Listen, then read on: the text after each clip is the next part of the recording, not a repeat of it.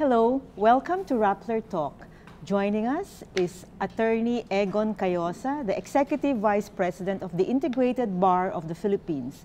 Egon is going to be the next president of the IBP, which is a mandatory organization for all lawyers in the Philippines, and he'll start leading this organization in July 1. In July. 2019. Welcome to Rappler Talk, Egon. It's a pleasure to talk to you. And maybe let's start this conversation with your thoughts on judicial independence. I'm asking this because there has been a spotlight on courageous RTC judges. That's true. And because they've shown independence. So why is there such a fuss when judges are independent? Shouldn't that be the regular norm? That should be the rule rather than Yes. the exception. So why are we putting a lot of premium on this rule? Well, because I suppose in the past, what is usually carried by media are the erring judges, the corrupt judges, the biased judges, the non-performing judges, because these are the aberrations. So, well, in reality, from my own experience as a lawyer, after 30 years of practice, plus statistics, you could safely say that majority of judges are really competent, they do their job, they are courageous. But unfortunately, even in IBP and in the judiciary, in the justice sector, the mechanisms and processes for affirming and rewarding and recognizing good conduct, courage and independence on the part of judges is very scant. What is obvious and what is certain is if you commit a mistake, then there is a punitive process. So it's good that you recognize, and every now and then media like yours would flag up the courageous judges. It's very important to my mind in management to focus on affirmation rather than just criticizing, objecting, and punishing. Apart from the Judicial Excellence Awards, I think this is an annual event or awards given by the Supreme Court, right? Yes. Should there be more? What kinds of incentives or recognition should the judges be given? Because in the Judicial Excellence Awards, only a few make it. That's true. And well, that Judicial Excellence Award has been there for quite a long time. And unfortunately, some of the judges and the lawyers and even those involved in the process feel that it is not sufficient. Why? Because it is based on what a judge writes in his decision, and that's about it. And there was even a joke at times that, those decisions were made by a good clerk of court or a good legal researcher. Okay, so that's one. And also, being a good judge is not limited to what you write. It's really your character, what you do on a day-to-day basis in your court, even your personal life, how you deal with politicians, how you resist temptations and pressures, and how you show a good example to the community and carry yourself as a judge. That is not part of that Judicial Excellence Award because it is usually in writing and they submit profiles. Now, IBP saw that, and I saw that. That is why 6 years ago, I worked with statisticians, social scientists, and our different chapters, including Supreme Court justices and DOJ. And I thought of coming up with a Pillars of Justice Assessment Program. For the first time, it was a bold move. It was controversial at the start. Some judges didn't want to be assessed. But coming from a management point of view, I said, what kind of an organization or a sector how can it improve if it doesn't even have a regular assessment?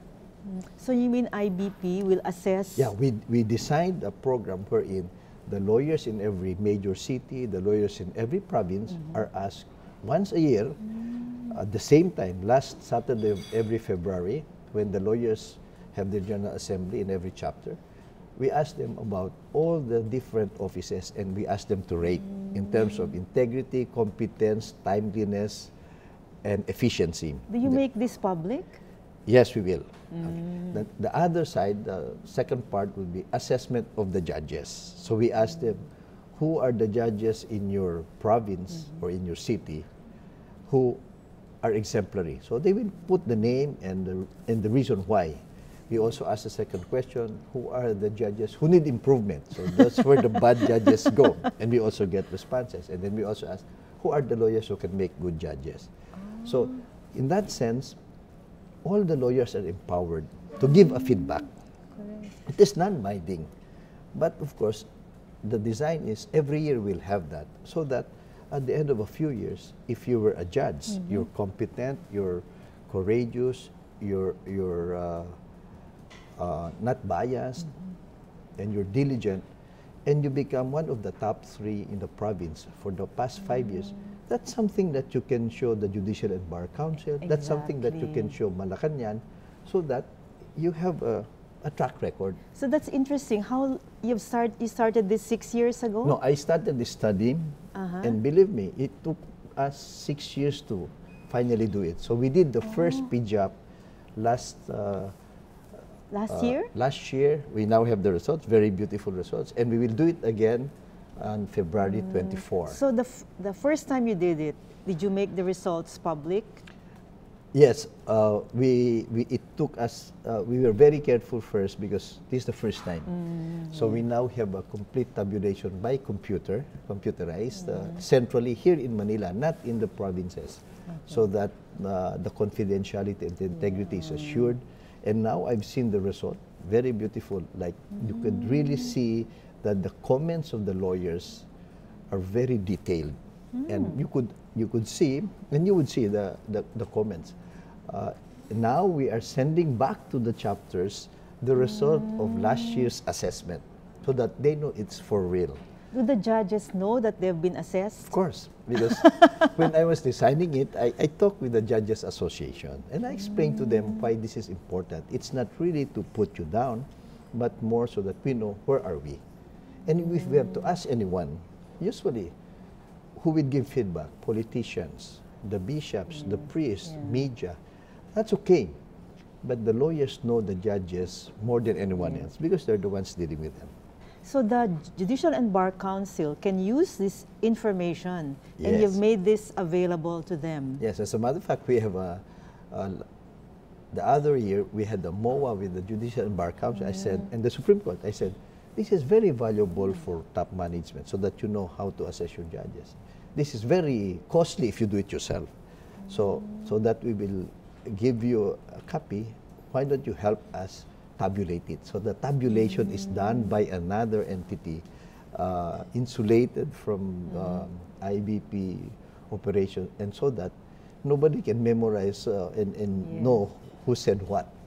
So that the confidential is, and now the results are very beautiful. We have seen the initial results. The chapters are very happy, and I think this year and the next years there'll be more participation because finally the lawyers, including the judges, the PAW lawyers, the fiscals, rate themselves. They rate themselves Of course, as because well. they are members of IBP. So they can actually put their names there if they feel Yeah, they're... but they might give themselves perfect scores. Possibly. Possibly. But, you know, in a sample set of like 200 lawyers, you know, you can really load it in your favor, but you just one out of 200.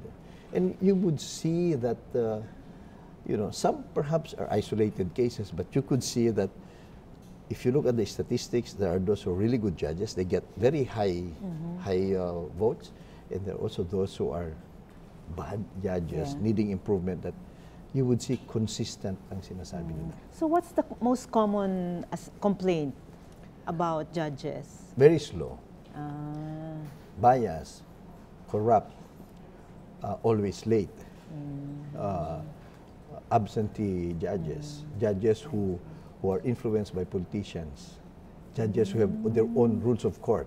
So this but you know, it is also important to, and my theory and my initial estimate was right. There are far more positive comments than negative ones. So it validates our estimation that about 80% of judges are okay. Oh, that's good news then. Yes, and that was my estimate before, and now it shows in the result. But see, 20% or even 10% of bad judges is very bad for our profession and for the justice sector. Remember, these are judges. They decide controversies. So your aim, I mean, should to bring it down to 1% or completely eradicate it? Yes, you know why? For the longest time, for the past 100 years, 50 years, since IBP, 45 years for IBP, what was the system? Every Chief Justice, every leader of the judiciary or DOJ would say, IBP, you file cases against the judges. You file cases against the corrupt fiscal, corrupt PAO, or you disbar the erring lawyer. But you know, in management, when you start doing that, punishing, it's a bit too late. The damage has been done. Better management really is every year, with or without any case, you ask the publics with whom they work, how are these people doing? How are these officers doing? And then you collate the results, and then based on the results, those judges are warned. They know themselves. Those who are good are praised, they are recognized. That's affirmation. They will try to do as well or even better. Those who are in the middle, they'll try to do better so that they'll also be in the top 5, top 3. Those who are negatively rated, they would realize, kilala nila ako, they know me. So I'll do better because, you know, if next year, the comments, he still maintains 3 wives, then, you know, the court administrator or the Supreme Court Chief Justice might ask the court, can you look into this because it has been for 3 years. So to me, recognizing the good means a lot to me, better than punishing the bad. Secondly, by regular assessment, you give those who are not doing well a chance to improve themselves.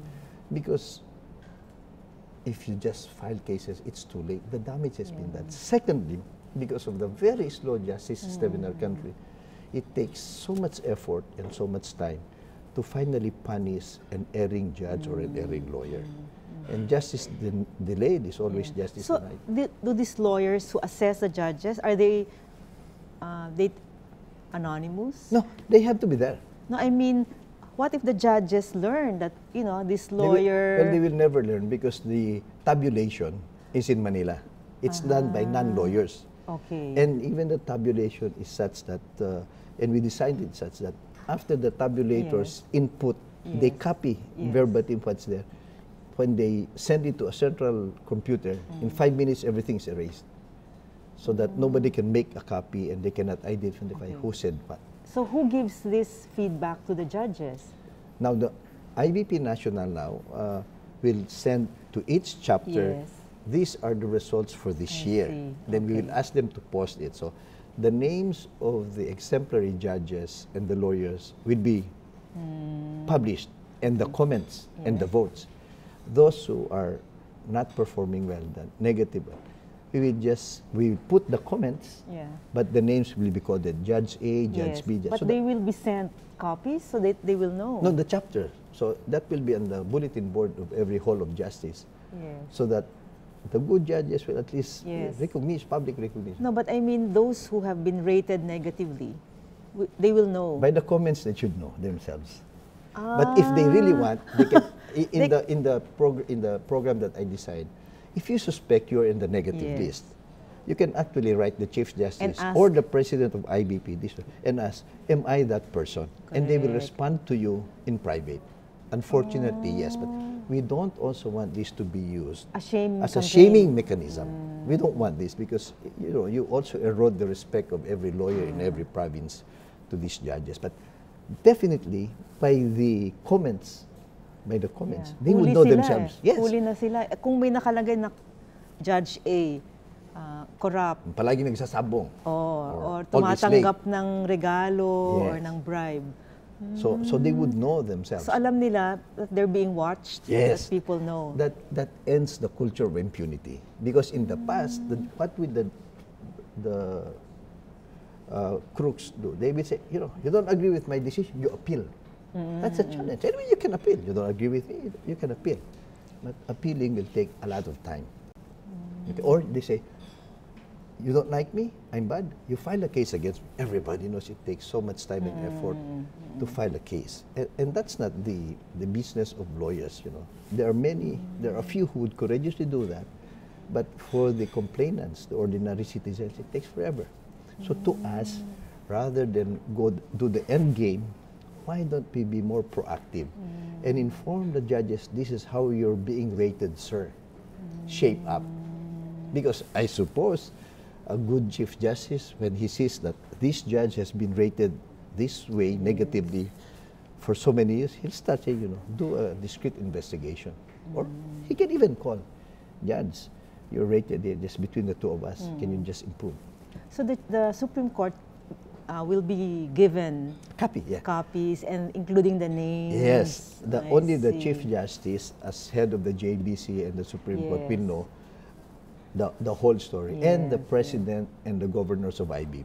But we are under the process, it should be confidential. We cannot tell the chapters. It's just for our management purposes. It's the first time I'm hearing this. It's very proactive. So if these judges apply for higher courts, Court of Appeals, eventually, they can always use this record instead of, as you said, getting letters from the politicians, from the bishop, from everybody. And that's a concrete step to help strengthen their independence also. Correct.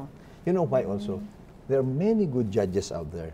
They will not even venture to apply for promotion because they don't want to be indebted to politicians.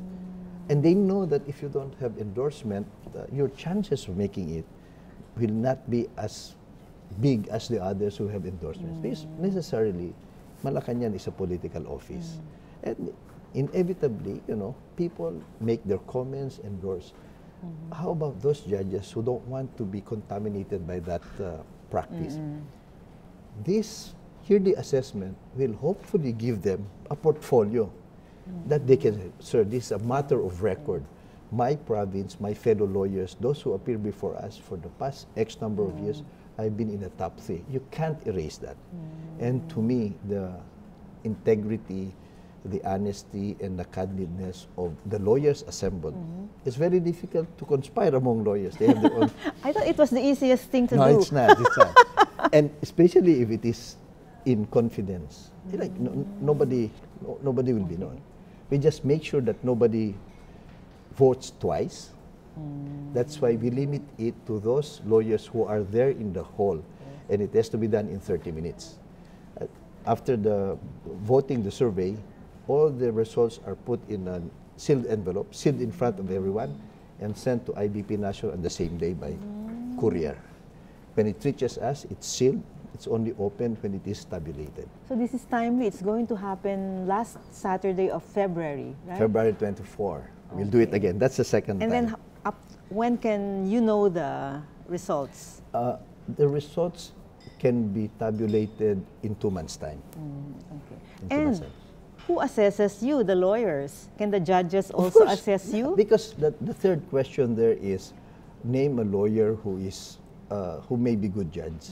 Because we added that question because we wanted to help the JBC to be proactive. Correct. Because they need to know from the point of view of their peers in a province, or they would know who are the good, the okay lawyers. So if your name is there, that's an endorsement by your peers. You know, it's not gospel truth. But I would rather trust 100, 200 lawyers assembled or 300 in one hall, rather than a politician who will have his vested interest, or a friend, or a businessman who's endorsing one way or the other. These are lawyers, and these are lawyers who have experienced perhaps appearing before the judge, or who know from their clients' stories what is happening behind the doors. And these are lawyers who, when they are drinking beer or in parties, they talk privately about these good or unpleasant experiences. So they are the most competent and the most credible. We just need to put all these statistics together in it's a regular assessment, it's uniform, it is confidential. And it's annual, you do it annual, annually. Yes. That's something to look forward to. Yeah, track record. Ngayon, we were talking earlier, why is lawyering such an attractive, why is law such an attractive profession or course? Look at all these students who take up law. Shouldn't there be fewer lawyers? Well, it is attractive, one, because you know, I don't know, society glorifies the law, and there's an inordinate attention to the bar results. Exactly. Instead of scientists. Yes, I mean, that's my bias. Secondly, to my mind, there's a need for lawyers, because in any society, as you know, society gets more complex, there are more laws, you know, governing public, private, personal transactions. And our laws are not that simple, unfortunately. If the laws were simple, you don't need lawyers. It's like a boxing match, no? You know, in sports, the rules are very simple. You don't need lawyers there.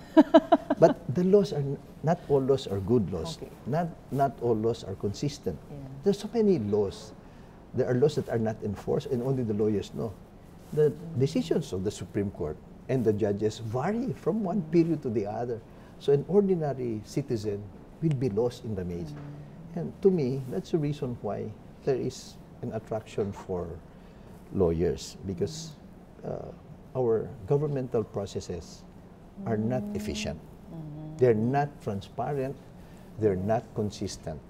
So that's why they need the experts to navigate these waters. I wish, you know, if we simplify our rules, we become more transparent, and there's more automation, there'll be less need for lawyers. That will be the time when maybe engineers, scientists, doctors can get the same attention maybe that the lawyers get. Yeah, I think, you know, they have the same need for these professions, but lawyering is just more high profile than they are. Perhaps we're more vocal, also because our profession deals with matter of public interest. Yeah. Maybe let's go to the subject of killings, because lawyers, prosecutors, judges, they have all been killed, I mean, in the past years. But it's not a new phenomenon, but it continues. So does this concern you, and what does IBP plan to do? Well, you know, any killing of anyone, whether a lawyer or non-lawyer, is a matter of concern to us. Why? Because our profession is founded on the principle of rule of law. There's a problem, there's any differences or disputes, you go to court, or you do ADR, alternative dispute resolution, and it's peacefully settled, legally settled. When there's violence, that's already beyond the law. So it's an erosion of the rule of law, and that's why lawyers will always be concerned if there's killing. Now, more so if the person being killed is a brother lawyer or a judge or a fiscal. Prosecutor, yes. Especially if it is in the line of his duty. But statistically, you're correct. The time of Marcos, before Marcos, Aquino, GMA, ERAP, Ramos, and now Duterte, you know, practically the same number of lawyers and judges and officials get killed. So, but then, because they're members of our profession, we are more vocal. Why is that also? Not only for our sake or for the sake of the particular victim, but for the sake of the public. If those who administer the justice system, katarungan, are themselves made victims of injustice or a derogation of the rule of law, sino pa maniniwala sa rule of law? Diba? If lawyers cannot even protect themselves, we cannot even speak out for our slain brothers in the profession, then everybody will be scared. And everybody might just be encouraged, okay, since even the lawyers are free targets here, we can do our own violence. We can take the law into our hands. And that is the bigger interest that we serve when we speak out against killing of lawyers or anybody else. At saka, walang convicted so far. Maybe one or two. But among the judges who have been killed, especially the judges, we asked the Supreme Court Public Information Office, parang wala pa yatang na-convict or baka isang case lang. So again, as we go back, it's this delay again, very slow process of investigating, process of filing a case. Well, you know, I call that a shame to our profession. And I think all of us as lawyers, because judges are lawyers, prosecutors are lawyers, it is the burden that we carry. When in this country, statistically, Marites, there has been a study done by USAID. They studied a period of like 20 years or more. And the results are there with the Supreme Court. It takes from 3 to 15 years to finish an ordinary case in this country. And by any reckoning, that is far too long a time to decide a case. So there is something wrong in our processes. There's something wrong among lawyers. They are very brilliant, caring, courageous lawyers, but the system just allows inordinate delay. And that's why IBP, I myself, and many other lawyers, including perhaps some administrators of justice, really want to move the wheels of justice faster. Because I think that's the reason why people don't trust the justice system anymore. Noon, if you do wrong and say, ihabla kita, people start shaking in their boots and they're afraid, maihabla. Now, sige, ihabla mo ako. And they'll keep it there forever. And there, if there's delay, guess who is the number one victim? The poor. Yeah. Because the poor cannot afford delay in the justice. Mahal yung proseso i-delay mo pa. So lamang yung mga makapangyarihan, lamang yung mga mayayaman, and they're the ones who go unpunished.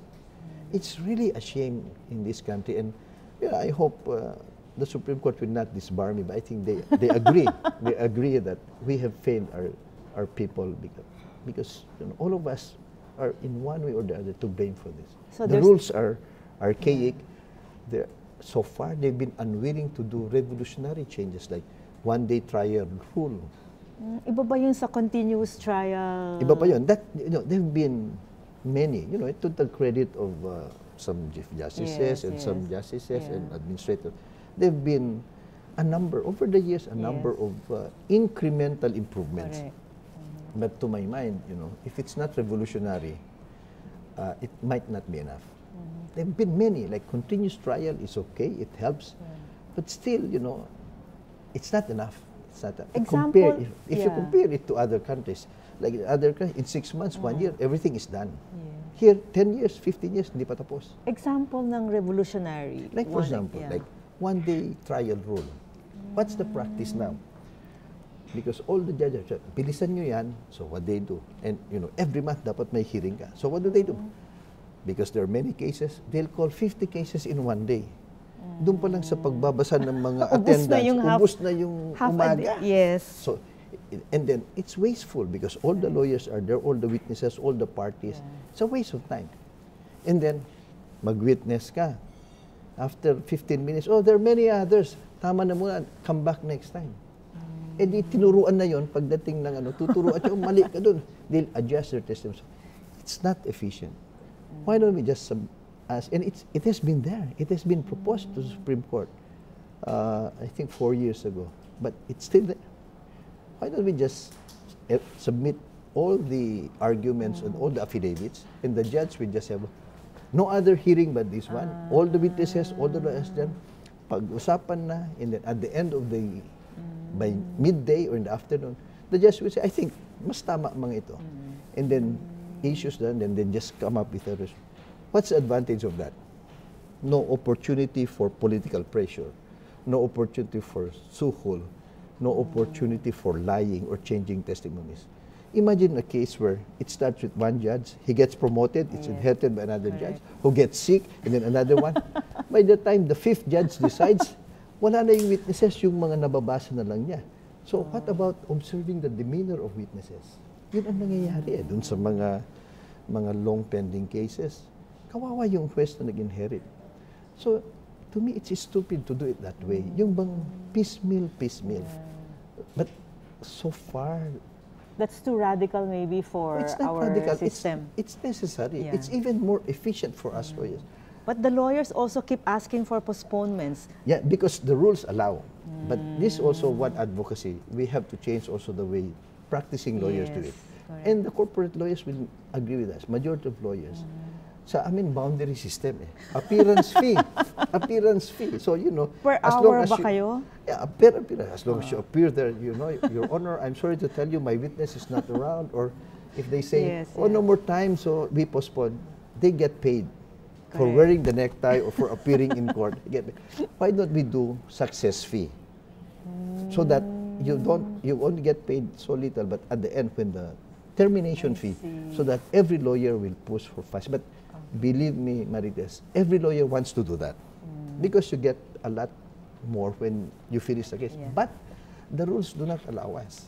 So that's why many also become unwitting collaborators with the Yes. delay. So Yeah. to me, the Supreme Court and everybody else should start looking at proactive revolutionary changes. The other one is, why don't we privatize justice?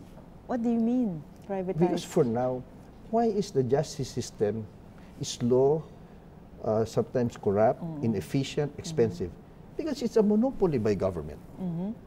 But before government was, before the Western system, our justice system was, sometimes you go to the court, or sometimes you go to the eldest, the most holy, the most suspected person in there. We call that arbitration Yes. in modern times. Yes.